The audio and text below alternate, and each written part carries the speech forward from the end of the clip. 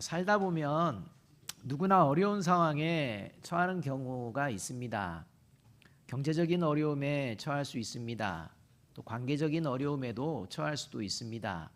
또 육체의 어려움, 다시 말하면 질병의 어려움 때문에 고통받을 수도 있습니다. 여러 가지 어려운 상황들이 벌어지게 됩니다.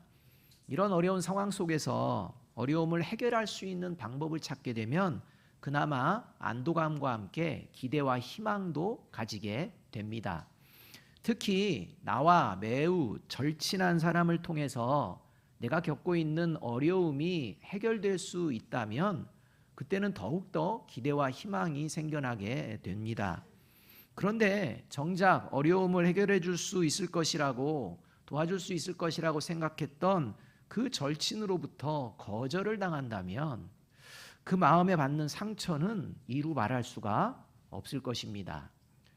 오늘 우리가 읽은 본문이 포함된 요한복음 11장은 이렇게 깊은 마음의 상처를 경험한 자매들의 이야기가 나오게 됩니다. 마르다와 마리아 자매에게는 오빠인 나사로가 있었습니다. 어느 날 나사로가 병이 들어 위중해집니다. 그래서 예수님께 나사로가 병들었다는 소식을 전합니다. 그런데 예수님은 죽을 병이 아니다 라고 말씀하시며 지체하십니다. 결국 나사로는 점점 위독해져서 죽게 됩니다. 그리고 마르다와 마리아 자매는 조문객들과 함께 깊은 슬픔에 잠겨 있게 됩니다. 이게 오늘 우리가 읽은 본문 앞부분에 이제 이루어지는 이야기들의 내용입니다. 예수님은 나사로가 죽은 지 4일이 지난 뒤에서야 마르다와 마리아 자매가 사는 베다니 마을에 오십니다.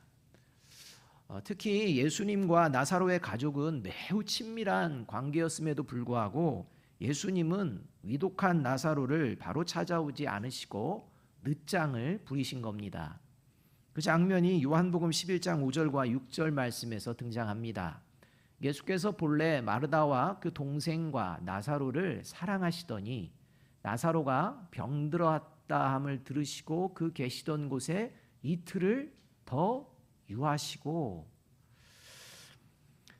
복음서를 보게 되면 예수님은 처음 만난 병자일지라도 일면식이 없던 사람일지라도 그가 병자이면 그를 만나자마자 어떻게 해주셨나요? 고쳐주셨습니다. 요한복음 4장을 보게 되면 이방인인 로마의 백부장이 아들을 고쳐달라고 찾아왔을 때 예수님이 고쳐주시는 방법은 그냥 그 자리에서 말씀으로 그 아들을 고쳐주신 이러한 일도 있습니다. 마가복음 5장을 보게 되면 폭풍우와 거센 풍랑을 뚫고서 거라사라는 이방 지역에 가셔가지고 군대 귀신 들린 한 사람, 그 이방인을 직접 찾아가서 온전하게 치료해 주시는 일도 예수님이 하셨습니다. 일면식도 없고 이방인이고 또 먼 죽음을 무릅쓰고라도 찾아가서 그렇게 병든 자, 귀신 들린 자를 고치시는 예수님. 그런데 나사로 남매들에게는 굉장히 다른 방식을 취하십니다. 분명 보통 관계가 아니었습니다. 아주 절친한 관계 중에 관계인 사랑의 관계였다고 말씀합니다. 그럼에도 불구하고 예수님은 나사로가 병들었다는 소식을 듣고서도 별일이 아닌 듯 늦장 부리십니다. 나사로를 찾아갈 수 없는 상황이시라면 이방인 백부장의 아들을 낫게 하시는 것처럼 그냥 그 자리에서 나았다고 전해라. 그러면 나사로는 나을 수가 있을까요, 없을까요? 나을 수 있습니다. 그런데 예수님은요, 말씀으로 치료도 하지 않으십니다. 그냥 죽도록 내버려 두셨다는 겁니다. 이것을 마르다와 마리아 자매가 생생하게 지금 경험하고 있는 것입니다. 그런 상황에서 마음의 상처는 분명히 깊었을 것이 뻔합니다. 특히 예수님은 나사로가 죽을 병에 걸리지 않았다고 말씀을 하셨는데 나사로가 죽습니다. 마르다와 마리아의 입장에서는 결국 예수님의 말씀이 참말인 것입니까? 거짓말인 것입니까? 거짓말입니다. 여러분들은 모든 내막을 아니까 지금 예수님은 거짓말 안 하셔 이렇게 이제 생각하시는데, 그 당시에 그 상황에 여러분 한번 생각해 보십시오. 말을 전하는 사람이 와서 예수님이 죽을 병 아니래 이랬는데요, 그래? 생각했는데 죽습니다. 그러면 예수님은 참말하신 것입니까? 거짓말하신 것입니까? 거짓말하신 겁니다. 이런 지경에까지 이르렀다는 것입니다. 그래서 마르다는 예수님을 보자마자 그 마음의 상처를 이렇게 표현하는 겁니다. 21절 말씀입니다. 마르다가 예수께 여짜오되 주께서 여기 계셨더라면 내 오라버니가 죽지 아니하였겠나이다.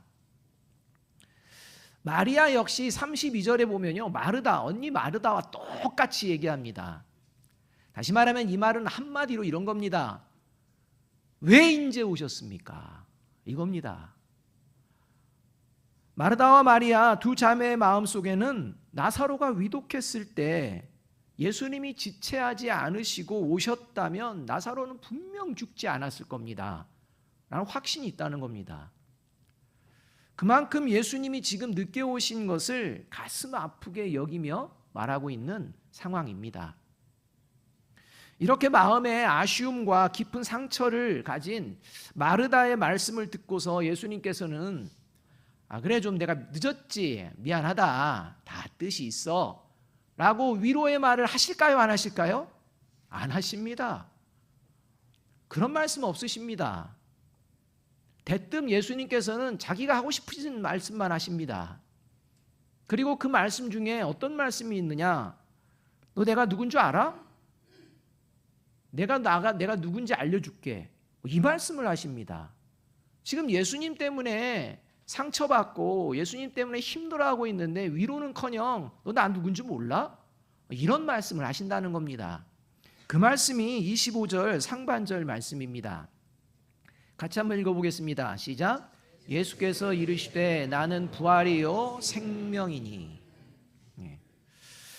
여러분, 예수님이 늦장만 부리지 않으셨다면 나사로가 살아날 수 있었는데, 나사로가 죽은 뒤 그것도 사흘이나 지난 뒤 늦게 오셔서 지금 굉장히 슬프고 괴롭고 힘든 마리아에게 내가 누군 줄 모르겠느냐? 내가 가르쳐 줄게. 나 부활이요 생명이다 라고 말씀하실 때 마르다는 위로를 받았을까요? 못 받았을까요? 여러분이 혹시 이 자리에 절박한 상황 속에서 하나님을 향해 눈물을 뿌리며 나의 상황을 놓고 부르짖으며 기도하여도 여전히 해결받지 못한 어려운 문제를 가지고 계신 분이 계시다면, 그런 상황 속에서 예수님이 나는 부활이요 생명이다 라고 하시는 이 말씀이 위로가 될까요? 안 될까요? 여러분, 그걸 생각해 보아야 한다는 겁니다. 그러니까 우리는 결론을 다 알고 있어서 이게 그냥 지나가는 거지만, 그 시점에서 과연 지금 이 시점에서 예수님이 나는 부활이요 생명이다 라고 말씀하는 게 과연 마르다에게 위로가 될 것인가, 이것을 우리가 한번 돌아보아야 합니다. 그래서 여러분, 중요합니다. 예수님이 부활이요 생명이심을 믿으십니까? 예수님이 부활이요 생명이심을 믿으며 살아갈 때 삶의 자리에는 어떤 일이 벌어지게 될까요? 지금 마르다의 삶의 자리는요, 아무런 변화가 없습니다. 그 말을 들을 때. 그런데 여러분, 저와 여러분은 지금 이 내용을 다 알고 예수님은 부활이요 생명이심을 믿는다고 고백합니다. 그렇다면 이 고백은 저와 여러분이 어떤 삶을 살아내게 할까요? 그 삶을 저와 여러분은 살고 있을지 돌아보아야 합니다. 첫째로, 예수님이 부활이요 생명이심을 믿는 사람은 같이 읽어봅니다. 시작. 세상이 추구하는 의리로 살지 않고 믿음으로 살아갑니다. 사람과 사람 사이에 의리를 지키는 것은 소중합니다. 특히 내가 어려움에 처했을 때 끝까지 의리를 지켜주는 사람이 내 곁에 있기를 누구나 바랍니다. 여러분, 저와 여러분이 힘들고 어려운 상황에 있을 때 누군가가 끝까지 의리를 지켜주면 좋습니까? 안 좋습니까? 좋습니다. 그런 사람 몇 분 있습니까? 많기를 바랍니다. 이게 우리의 마음입니다. 그래서 의리를 저버리는 사람을 배신자라는 말도 합니다. 의리를 나는 지켜줬는데 당신은 왜 나에게 의리를 안 지켜 하면서 배신자라는 말도 그냥 서슴없이 하게 되는 이러한 관계가 사람 속에서 의리라는 것으로 엮여져 있다는 것입니다. 그런데 여러분, 우리가 사용하는 의리라는 말, 이 말을 다른 말로 하면요, 같은 편이라고 할 수 있습니다. 그래서 의리를 지킨다는 것은 같은 편이 되어주는 것을 말합니다. 그러니까 누군가가 나에게 의리를 지켰다, 그건 그 사람이 나와 같은 편이 되어주었다, 이 말입니다. 내가 누군가에게 의리를 지켰다, 이건 내가 그에게 같은 편이 되어주었다. 이때 의리라는 말을 종종 사용한다는 것입니다. 그런데 여러분, 범죄자들끼리는 의리가 있을까요, 없을까요? 범죄자들끼리도 의리가 있습니다. 의리를 얘기합니다. 같은 편, 이거 생각한다는 겁니다. 그러니까 이런 맥락에서 세상에서 흔히 사용되는 의리라는 말, 이 말은 항상 선한 뜻을 가진 말이 아닙니다. 그러니까 저와 여러분이 의리를 생각할 때 이게 항상 선하다고 생각하면 문제가 크다는 겁니다. 따라서 구원받은 그리스도인은 세상이 추구하는 의리로 살아가는 것이 아니라 예수님이 부활이요 생명이심을 믿는 믿음으로 살아갑니다. 왜냐하면 예수님의 제자들에게 의리를 지키라고 가르쳐 주신 것이 아니라 믿음을 지키라고 가르쳐 주셨기 때문입니다. 예수님은 예수님의 제자들에게 의리 지켜라 이런 말씀 안 하십니다. 믿음 지켜라 이 말씀하십니다. 16절 말씀 함께 한번 읽어보겠습니다. 같이 읽습니다. 시작. 디두모라고도 하는 도마가 다른 제자들에게 말하되 우리도 주와 함께 죽으러 가자 하니라. 이 말씀은 나사로가 죽었다는 것을 예수님이 아시고 제자들에게 이제 나사로의 집에 있는 베다니 마을에 가자 라고 했을 때 도마가 함께 있는 제자들을 향해서 예수님과 함께 죽을 각오하고 렛츠고 가자 함께 가자 이렇게 하는 장면입니다. 도마가 이렇게 죽을 각오하고 함께 가자라고 말하는 건 극단적인 표현을 쓰는 이유가 있습니다. 지금 유대인들이 예수님을 죽이려고 혈안이 되어 있다는 것을 모든 제자들이 알고 있습니다. 그래서 이미 앞서서 예수님이 이제 베다니로 가야겠다라고 했을 때 모든 제자들이 예수님이 베다니 가는 것을 극구 말립니다. 안 된다는 것입니다. 그 말씀이 7절과 8절입니다. 그 후에 제자들에게 이르시되 유대로 다시 가자 하시니 제자들이 말하되 라삐여 방금도 유대인들이 돌로 치려 하였는데 또 그리로 가시려 하나이까 이러면서 말리는 장면이 앞선 장면이었다는 겁니다. 그럼에도 불구하고 이런 상황에서 예수님이 그래도 끝까지 베다니에 가겠다라고 말씀을 하시자 그때 도마가 그럼 우리 모두 그냥 예수님과 죽으러 가자 라고 하면서 말하는 것입니다. 도마의 이 행동은 어찌 보면 지금까지 예수님과 함께 지냈으니 3년 동안 예수님과 함께 지냈는데 우리 죽을 때까지 의리 한번 지켜보자 라는 이런 말일 수 있습니다. 여러분, 죽기를 각오하고 의리를 지키는 사람, 특히 예수님과 함께 죽을 때까지 의리를 지키려고 하는 모습, 칭찬받을 모습이라고 할 수가 있습니다.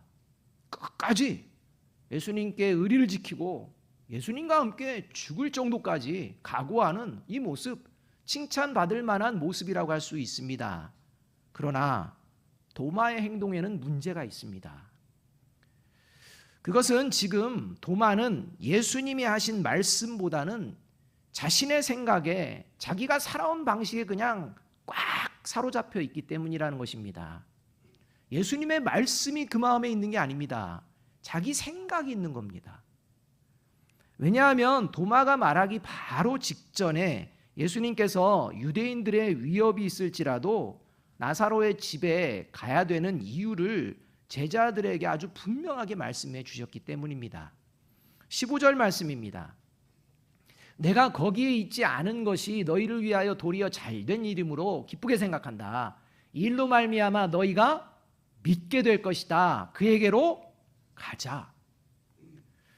이 말씀은 예수님이 나사로가 병들었을 때 바로 가지 않은 이유가 뭔지, 그리고 이제 나사로가 죽은 후에야 베다니에 가게 되시는 이유, 그 이유를 아주 분명하게 말씀해 주시는 것입니다. 죽으러 가는 것이 아니라는 겁니다. 지금 예수님이 베다니에 가는 이유는 제자들이 예수님을 바르게 믿게 하시기 위함이다 라는 말씀입니다. 그런데 도마는요, 죽으러 간다는 것입니다. 자기 생각에 꽉 차 있는 겁니다. 분명 도마는 예수님이 붙잡히지 않으셨을 때에는 지금처럼 예수님과 함께 죽을 것도 각오하는 의리의 사람이었습니다. 그러나 정작 예수님이 붙잡혔을 때는 어떻게 했습니까? 도망갔습니다.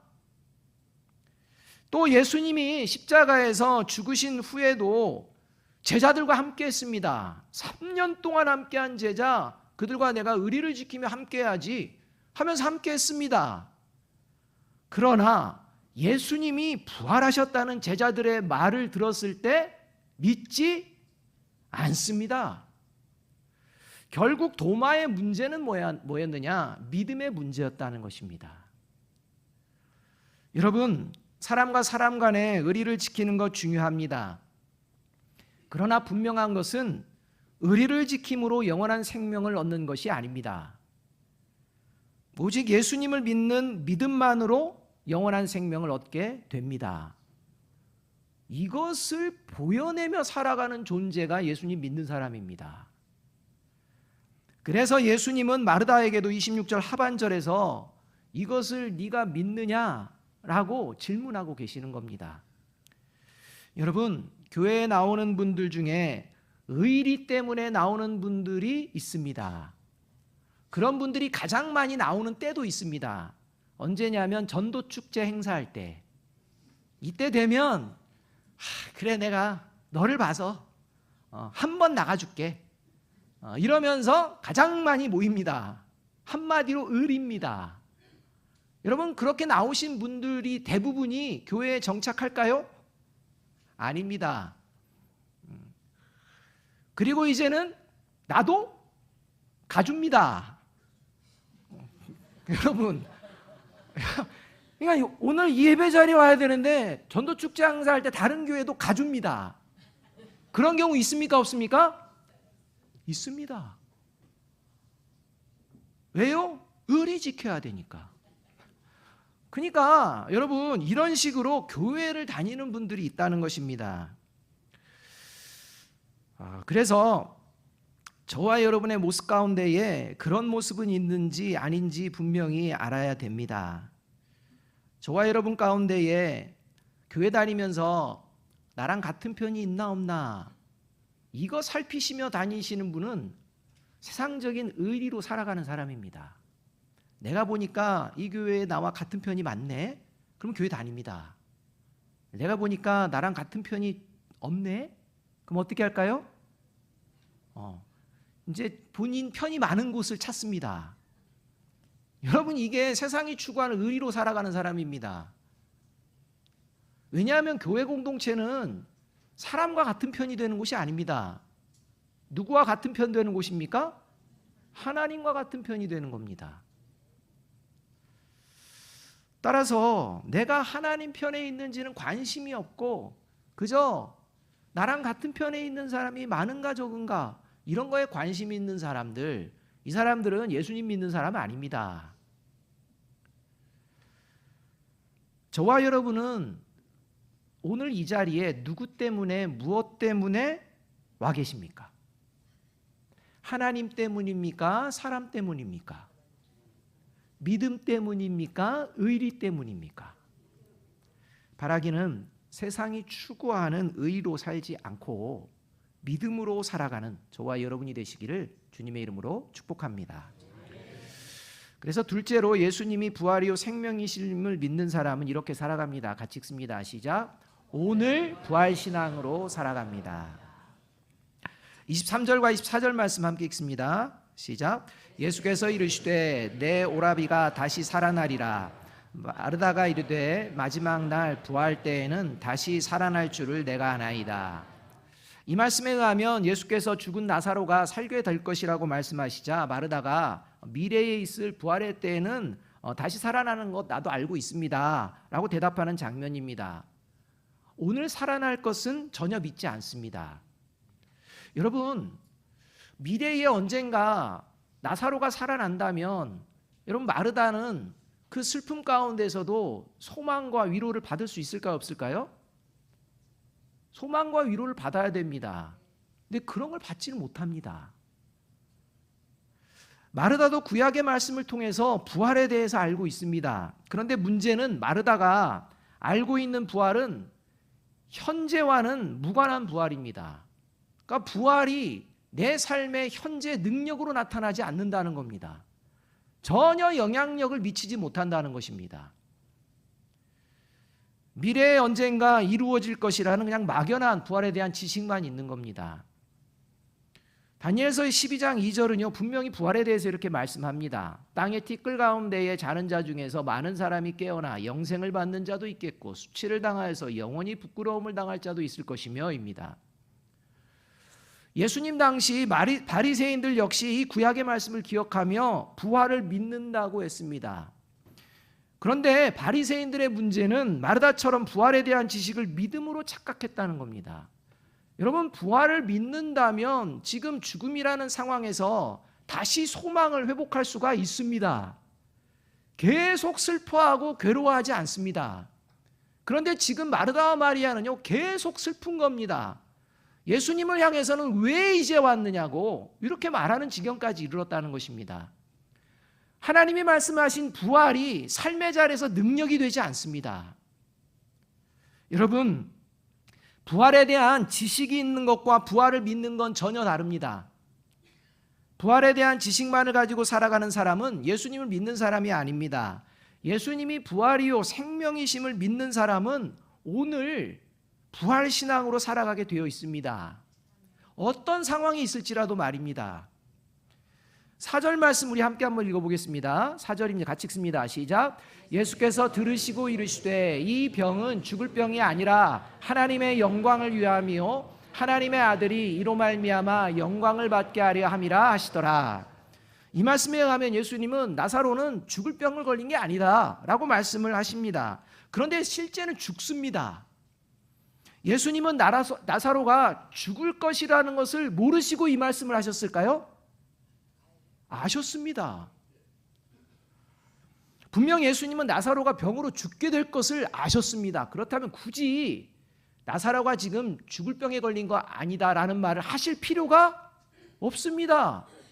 괜히 다른 사람 듣고 오해받으실 그런 말씀할 필요가 없습니다. 그런데 예수님은 굳이 말하십니다. 나사로 죽을 병 아니다. 이렇게 말씀하십니다. 이것을 통해서 알 수 있는 건 지금 예수님이 말씀하시고자 하시는 것은 이 죽을 병은 영원한 사망에 이르는 것을 이야기하는 것이라는 겁니다. 그래서 예수님을 믿는 사람은 그 어떤 상황에서도 영원한 사망에 이르는 이런 삶을 살지 않는다 라고 말씀하시기를 원하셨기 때문에 이 말씀을 해주신 것입니다. 오히려 그런 상황에도 하나님의 영광을 드러내며 살아내게 된다 라고 말씀하시는 겁니다. 그래서 25절과 26절에서 예수님이 마르다에게 이렇게 말씀하시고 질문하십니다. 예수께서 이르시되 나는 부활이요 생명이니 나를 믿는 자는 죽어도 살겠고 무릇 살아서 나를 믿는 자는 영원히 죽지 아니하리니 이것을 내가 믿느냐. 여러분, 예수님이 부활이요 생명이심을 믿는 자만이 영원한 생명을 얻을 수 있다는 것을 확실히 가르쳐 주시기 위해서 마르다와 마리아에게 부활을 믿는 게 무엇인지를 가르쳐 주시기 위해서 죽은 나사로를 바로 살려 주신 것입니다. 예수님의 질문은 지금 부활을 믿느냐 이 말씀입니다. 지금 그 부활을 믿는 신앙으로 네가 살고 있느냐 이것을 말씀하는 겁니다. 만일 예수님이 나사로가 병들었다는 소식을 듣고 바로 찾아오셔서 병을 치료해 주셨다면 제자들은 물론이요, 마르다와 마리아 역시 예수님의 부활이시오 생명이라는 의미를 제대로 깨닫지 못했을 것입니다. 자, 그렇다면 저와 여러분은 예수님이 부활이요 생명이시라는 부활신앙을 가지고 오늘 살아가고 있을까요? 아닐까요? 오늘 부활신앙으로 살고 있다면 어떤 일이 벌어질까요? 30절 말씀 함께 한번 읽어봅니다. 같이 읽습니다. 시작. 예수는 아직 마을로 들어오지 아니하시고 마르다가 맞이했던 곳에 그대로 계시더라. 이 말씀에 하면 예수님은 조문객들이 모여있는 나사로의 집에 찾아가신 것이 아닙니다. 나사로의 집까지 가서 집 밖에 있는 것도 아닙니다. 나사로의 집이 있는 베다니 마을 안으로 들어가지 않으셨습니다. 베다니 마을 밖에 계신 겁니다. 왜일까요? 빨리 들어가서 마르다와 마리아에게 예수님의 그 놀라운 역사를 일으켜 주시기 위해서 빨리 찾아가서 데리고 나와야 되는데 들어가질 않으십니다. 왜 안 들어가실까요? 마르다가 나왔습니다. 마르다가 예수님의 말씀을 듣고 마르다를 보냅니다. 예수님 같이 안 갑니다. 마르다가 마리아에 가서 그리고 말하고 마리아도 나옵니다. 왜 그러셨을까요? 그것은 바로 영원한 생명이신 예수님은 죽음의 자리에 함께할 수 없기 때문입니다. 여러분, 죽음은 죄의 결과입니다. 따라서 죽음의 자리는 죄와 사망의 권세가 장악하고 있는 자리입니다. 따라서 지금 베다니 마을은 죄와 사망의 권세가 장악한 자리라고 말할 수 있습니다. 슬픔과 애통만 가득한 자리입니다. 소망과 희망은 기대하지 못하는 그런 자리입니다. 그래서 영원한 생명이신 예수님께서 마르다와 마리아 그리고 조문객들을 모두 베다니 마을 밖으로 오게 하십니다. 그리고 결국 마르다와 마리아 그리고 베다니 마을 사람들 또 조문한 모든 사람들이 마을 밖에 있던 나사로의 무덤에서 예수님이 나사로를 다시 살리시는 생명이 살아나는 역사를 경험하게 됩니다. 따라서 예수님이 부활이시오 생명이라는 부활신앙을 가지고 오늘 살아가는 사람은 죄의 자리, 사망의 권세가 장악한 자리에 결코 머물러 있지 않습니다. 반드시 죄의 자리에서 떠납니다. 반드시 사망의 권세가 장악한 자리에서 떠납니다. 왜냐하면 하나님께서 죄의 자리, 사망의 권세가 장악한 자리를 떠나게 하시기 때문입니다. 이 모습이 바로 예수님이 부활이요 생명이심을 믿는 믿음이요 오늘 부활신앙으로 살아가고 있는 증거입니다. 지금 저와 여러분은 어떤 자리에 있습니까? 영원한 생명, 영원한 부활과 생명이신 예수님과 함께 있습니까? 아니면 죄와 사망의 자리에 있습니까? 저와 여러분이 지금 어느 자리에 머물고 있는지를 보면 저와 여러분이 부활신앙으로 살고 있는지 아닌지를 알 수가 있습니다. 예수님과 함께 영원한 생명의 자리에 있는 저와 여러분이 되기를 간절히 소망합니다. 마지막으로 25절과 26절 말씀 함께 읽어보겠습니다. 시작. 예수께서 이르시되 나는 부활이요 생명이니 나를 믿는 자는 죽어도 살겠고 무릇 살아서 나를 믿는 자는 영원히 죽지 아니하리니 이것을 내가 믿느냐. 바라기는 예수님이 하시는 오늘 이 말씀에 아멘, 믿습니다 고백하며 세상이 추구하는 의리가 아니라 부활신앙을 가지고 죄와 사망의 권세를 이기며 오늘부터 살아가는 저와 여러분이 되시기를 주님의 이름으로 축복합니다. 기도하겠습니다.